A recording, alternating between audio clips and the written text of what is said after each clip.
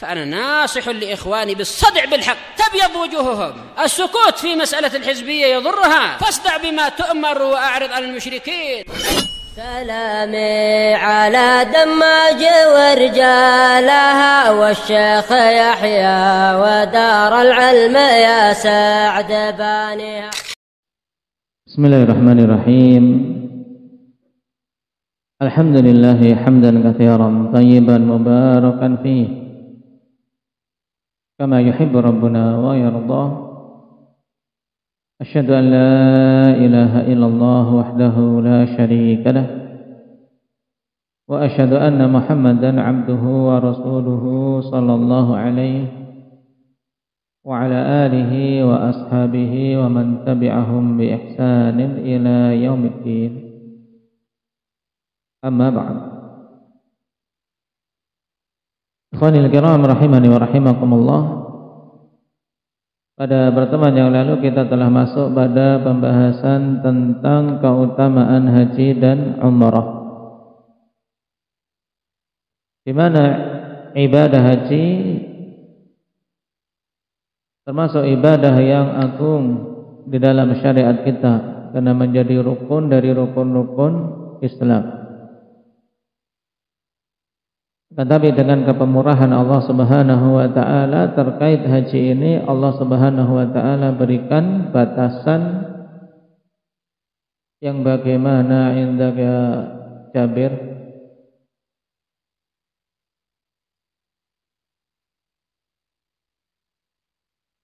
bagi yang mampu, man istata'a ilaihi sabila.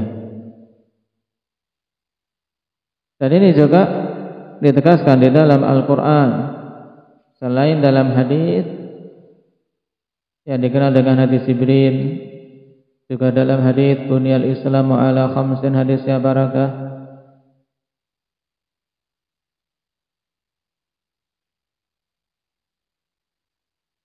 Abdullah bin Umar rawahu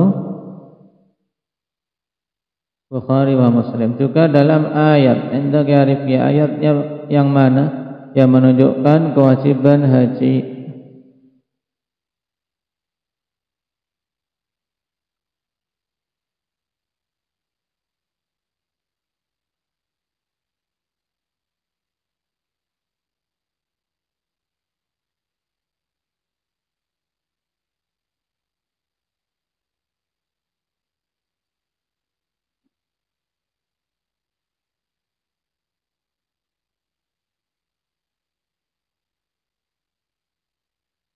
Di surat Ali Imran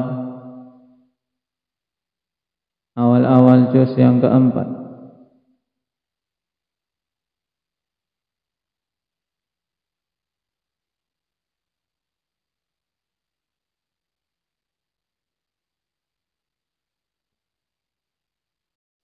Nah, walillahi 'alan nasi hajjul baiti man istata'a ilaihi sabila. Wa man kafara fa innallaha ghaniyyun 'anil 'alamin. Dan di antara keutamaan haji telah kita ambil kemarin, apa keutamaannya Raihan? Mendapatkan pahala surga. Tapi apakah semua orang yang berhaji? Tidak. Tapi haji yang bagaimana? Haji yang mabrur. Bagaimana kriteria haji mabrur itu? Indak Akbar.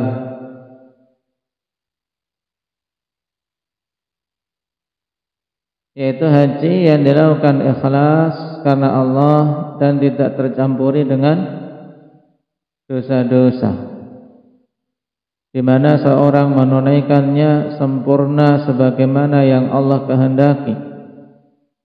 Naam, dan sesuai dengan tuntunan Nabi sallallahu alaihi wasallam. Sehingga kriteria ini bukan kriteria yang mudah. Oleh karena itulah sepantasnya bagi siapa saja yang hendak berhaji betul-betul mengupayakan pertama kali dengan mempelajari tata cara haji sesuai sunnah Nabi. Rasulullah sallallahu alaihi wasallam telah mengatakan, khudhu anni manasikakum, ambillah dariku manasik kalian. Kemudian juga betul-betul menata hati agar ikhlas karena Allah Subhanahu wa taala, karena ibadah haji termasuk ibadah yang godaan untuk tidak ikhlas itu banyak. Nah, karena ibadah ini ibadah yang punya nilai nilai mulia di mata manusia. Seorang kalau sudah Pak Kaji di kampung, di tempatnya sudah dihormati. Nah, kiai kalau baru tulisannya K ini belum cukup, harus KH, ya kan? Kiai haji, itu baru mantap, baru laris. Nah, berat. Nah, untuk seorang betul-betul ikhlas, maka ini harus ditata. Kemudian juga ketika di sana betul-betul menjauhi dosa-dosa, sebagaimana juga akan kita baca pada hadis kita malam hari ini. Kita baca, qala al-muallif wafaqahu Allah ta'ala, an Abi Hurairah radhiyallahu anhu anna an-nabiy sallallahu alaihi wasallam qala,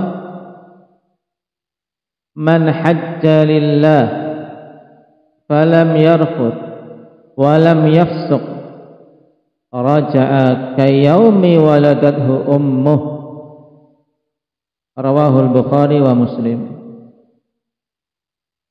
Dari Abi Hurairah radhiyallahu anhu bahwasanya Nabi sallallahu alaihi wasallam bersabda, man hajja lillah.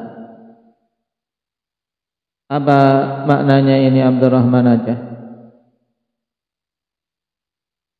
Nah, siapa saja yang berhaji karena Allah. Man di sini apa? Syartiyah, memiliki makna umum. Baik, siapa saja. Nah, yang dia berhaji lillah, di sini penegasan bahwasanya hajinya bukan apa?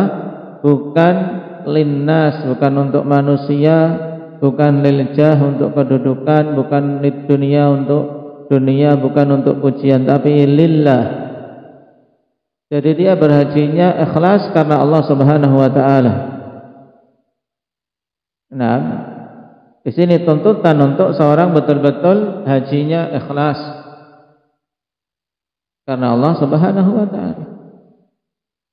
Dan dia murnikan niatannya semata-mata mengharapkan keridhaannya dan menunaikan perintahnya.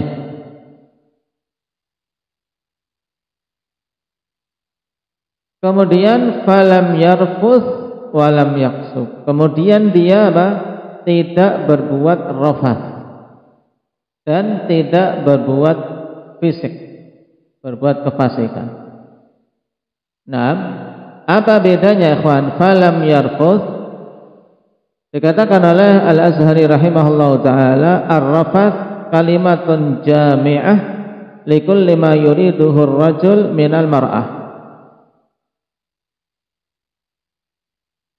yaitu suatu ungkapan. Rafath itu suatu ungkapan yang mencakup segala hal yang kaitannya dengan apa? Dengan hasrat seorang laki-laki terhadap wanita. Jadi tidak berkata-kata parno, ya, tidak berkata-kata yang jorok, yang mendorong ke arah naam taib hubungan laki-laki perempuan. Nah, ini berat kalau yang berhaji bawa istri, harus hati-hati. Nah, taib ar-rafath yaitu kalimatun jami'ah likulli ma yuriduhu ar-rajul minal mar'ah, sehingga masuk di dalamnya apa? Nah, hubungan suami istri dan semua hal yang kaitannya dengan itu, dari pembicaraan-pembicaraan yang mengarah kepadanya, juga pembicaraan-pembicaraan yang condong kepada fahisyah, zina dan yang semisalnya. Ini falam yarfuth. Kemudian Nabi sallallahu alaihi wasallam atofkan dengan kalimat yang lebih umum, walam yafsuq. dan tidak berbuat kefasikan. Al-fisqu huwal isyan wal khuruj an ta'atillah. Ini maknanya. Kefasikan adalah apa? Maksiat dan keluar dari ketaatan kepada Allah. Baik. Di sini pengatofan yang umum kepada yang khusus. Karena apa? Ar-rafat masuk dalam hal yang apa? Yang mengarah kepada perbuatan maksiat. Kenapa? Karena ketika seorang haji kan tidak boleh sampai dia selesai menunaikan hajinya, tidak boleh dia apa? Hubungan suami istri, walaupun itu istrinya sendiri. Termasuk hal yang merusak hajinya. Dan secara umum semua apa? Semua kemaksiatan-kemaksiatan. Nah, siapa saja yang berhaji ikhlas, kemudian dia meninggalkan hal-hal yang maksiat, maka apa pahalanya? Raja'a kama waladathu ummuh. Dalam hadis kita, raja'a kayaumi waladathu ummuh. Ini jawabnya. Dia akan pulang kembali seperti hari di mana ibunya melahirkannya. Maksudnya apa? Bukan kemudian setelah pulang haji jadi bayi lagi, tidak. Tapi apa?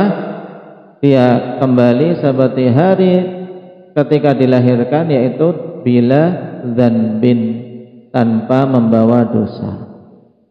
Baik, sebagaimana seorang bayi yang dilahirkan dia tidak membawa dosa, demikian pula seorang yang berhaji ikhlas dan menjauhi maksiat-maksiat dan hal-hal yang dilarang ketika haji, dia juga pulang dalam keadaan bersih dari dosa-dosa. Ini keutamaan yang agung. Nah, terkait apa? Terkait ibadah haji. Nah, dari hadis ini jelas faedah pokok yang ditunjukkan olehnya apa? Keutamaan haji bagi orang yang hajinya ikhlas dan jauh dari dosa-dosa dan maksiat, di mana dosa-dosanya akan apa? Diampuni oleh Allah Subhanahu wa taala. Nah, dan terjadi khilaf di kalangan para ulama, apakah semua dosa-dosa secara keseluruhan mencakup dosa kecil dan dosa besar terampuni? Nah, dan zahirnya akhwan, karena Nabi sallallahu alaihi wasallam berikan penggambaran yang sangat apa? Gamblang. Raja'a kayaumi waladathu ummu. Zahirnya apa? Menunjukkan dosa kecil dan dosa besar juga tercakup. Nah, makanya Ibnu Hajar rahimahullahu taala mengatakan raja'a kayaumi waladathu ummu ay bi ghairi dzanbin. Kata beliau, wa zahiruhu ghufranus saghair wal kaba'ir wat tabi'at. Nah, dan zahirnya diampuni dosa-dosa kecil dan dosa-dosa besar serta efek-efek dari dosa-dosa. Nah,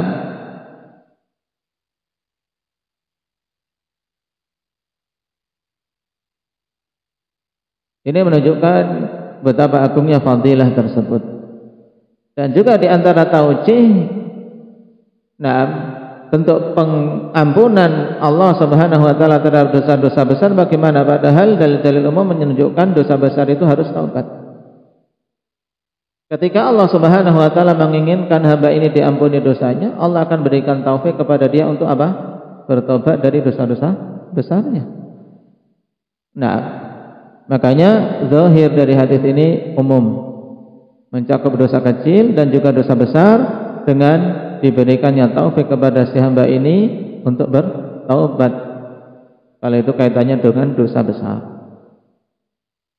Atau juga Allah mampu untuk mengampuni secara langsung karena bagusnya keikhlasan dia dan bagusnya dia dalam menunaikan dan menjauhi dosa-dosa.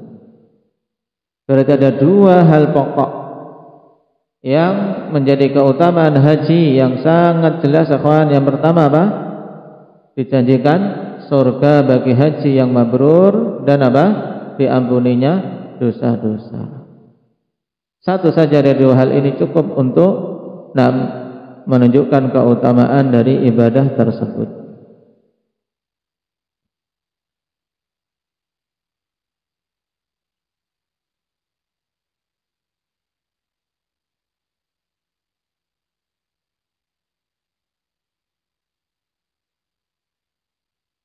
Dan siapa saja yang mati dalam keadaan berihram haji atau dalam kondisi ihram umrah, maka itu menjadi keutamaan baginya, di mana dia akan dibangkitkan pada hari kiamat dalam keadaan bertalbiyah, seperti kisah seorang laki-laki yang ketika wukuf di Arafah kemudian jatuh dari kendaraannya, kemudian tertendang, ditendang atau kedepak oleh kendaraannya, binatang atau unta, dia meninggal. Taib. Nabi SAW merintahkan irsiluhu bima'in wa sidrin wa kaffinuhu fi thawbain wa la tuhannituhu wa la tukhammiru ra'sah. Mandikanlah dengan air dan sidr, kemudian kafanilah dengan dua pakaian, sebagaimana pakaian orang berhaji kan dua, yaitu izar dan rida. Kemudian jangan kalian beli minyak wangi dan jangan kalian tutup kepalanya, karena dia masih berihram. Kenapa? Fa innahu yub'atsu yaumal qiyamati mulabbiyan, karena sungguh kelak di akhirat dia akan dibangkitkan dalam keadaan bertalbiyah. Nah, dan seorang mati dalam jalan ibadah, mati di atas kebaikan, husnul khatimah. Dan inilah jihad yang terbuka pintunya bagi para wanita dan anak-anak kecil. Ketika Ummul Mukminin Aisyah radhiyallahu anha bertanya, "Ya Rasulullah, ala naghzu wa nujahidu ma'akum?" Tidakkah kami berperang dan berjihad bersama kalian? Ini himmah yang luar biasa dari seorang wanita. Ketika beliau tahu bahwasanya jihad afdalul amal, maka Nabi mengatakan lakinna afdalal jihad hajjun mabrur. Tidak akan tetapi yang seutama-utama jihad bagi para wanita adalah haji yang mabrur. Hadis dikeluarkan oleh Imam Bukhari. Makanya Aisyah setelah mendengar ini, beliau tidak pernah meninggalkan haji. Setiap tahunnya beliau berupaya untuk menunaikan haji. Dan sepantasnya bagi setiap muslim dan muslimah akhwan, dalam dirinya ada tekad untuk menunaikannya. Jangan seorang menganggap sudah aku tidak mampu. Sekarang belum ada gambaran bagaimana berhaji, bagaimana berumrah. Tapi jangan luput dari berniat. Jangan lupa dari berniat memohon pada Allah untuk bisa ziarah ke Baitullah, menunaikan haji atau umrah. Dan jika Allah menghendaki, jalan mudah baginya.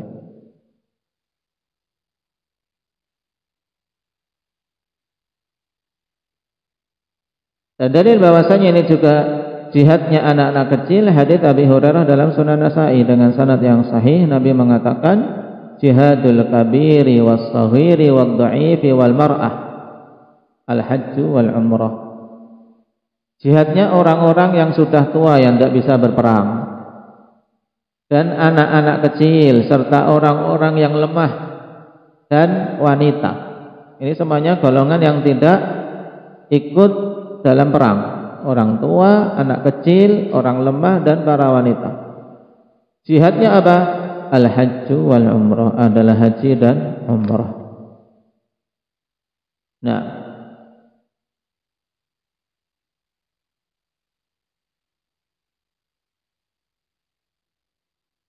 kita memohon kepada Allah Subhanahu wa taala agar dimudahkan jalan untuk menunaikan ibadah yang agung ini.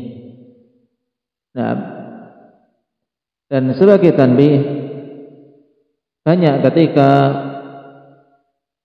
di negeri kita untuk berhaji, aturan yang ada menuntut untuk antri begitu panjang. Maka muncul tawaran-tawaran dari Dari travel umrah, daripada haji antrinya lama, umrah saja.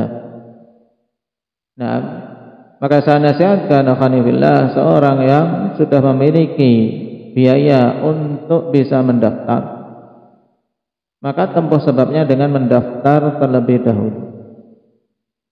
Baru kemudian setelah itu memperjuangkan untuk umrah yang bisa cepat. Kenapa? Karena ketika seorang meninggal, memang dia mampu secara finansial, mampu secara secara harta untuk bisa haji reguler. Karena untuk haji-haji yang lain, akhwan, ya banyak permasalahan. Apakah itu karena tidak resmi, ataukah karena itu disinyalir mendolimi pihak-pihak tertentu. Kenapa? Karena banyaknya permainan dalam masalah ini. Nah, maka tempuh haji yang reguler, yang umum, yang diatur oleh pemerintah. Itu langkah awal ketika seorang memiliki biaya daftar. Nah, baru kemudian setelah itu mengupayakan untuk umrah. Karena umrah kan waktunya bebas.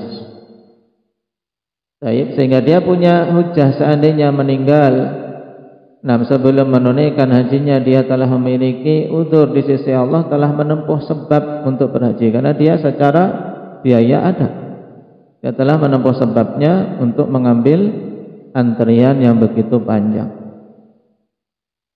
Nah, ini penting karena terkadang seorang kemudian umrah akhirnya tidak mengambil sebab untuk berhajinya. Ambil sebab untuk berhaji terlebih dahulu, mengambil nomor porsi, kemudian nanti setelah itu jika dimudahkan untuk berumrah, dia kumpulkan untuk berumrah. Nah, karena telah kita lewati bahwasanya kedua-duanya dari sisi wajib dalam sekali seumur hidup, tapi yang merupakan rukun Islam adalah haji. Dan ketika dia berangkat haji pun secara otomatis ketika mengambil haji tamattu, dia juga akan umrah. Baik, barakallahu fikum, nasallallahu at-taufiq was sadad, walhamdulillahirabbil alamin.